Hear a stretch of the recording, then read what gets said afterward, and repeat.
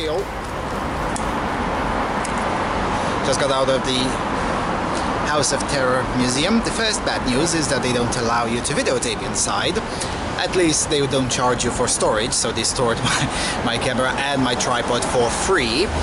But I was unable to get footage from inside, which is sad because I wanted to get not more than 3 minutes of footage, just enough to convince everyone to just come in and visit the place. I had no intention of videotaping the entirety of the trip inside. It takes about at least 3 hours if you already know the history. If you don't know anything about the history of this place, it takes 6 hours to visit this place.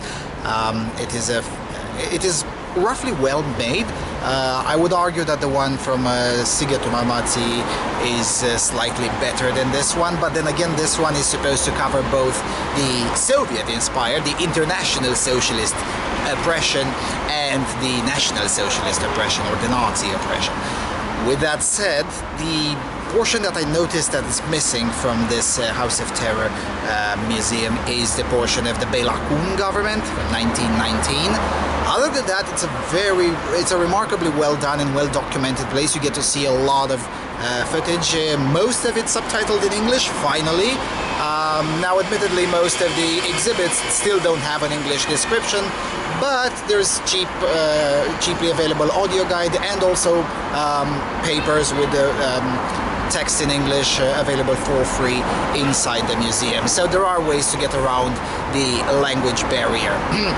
The portion that stuck with me was an interview with one survivor who basically described something that people from the western half of the European Union get to experience today, namely that the commies would come at the kulaks' homes and they would try their best to find something irregular. Either, for instance, one guy was sent to the gulag because he didn't have a fire extinguisher next to his water well.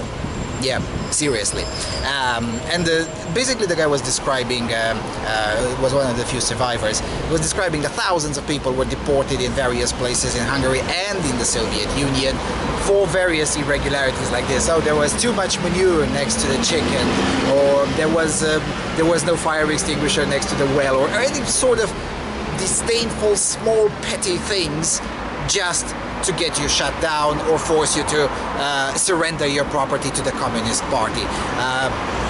A slightly more, a slightly less severe version of that we get to see today in socialist places, where the inspectors just come in and try to find every single small reason just to shut down your business or to fine you, so as for the state to grow in power and influence.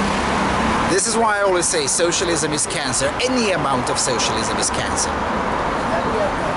So yeah, I'll try my best to find some of those videos that I've been able to watch inside the museum. I'll try my best to find them and maybe quote some of them inside this video or in the general presentation.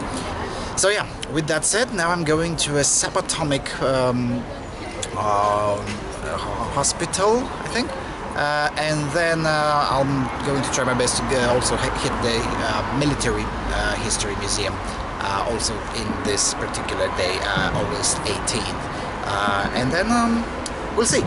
So yeah, this is the final log from the House of Terror.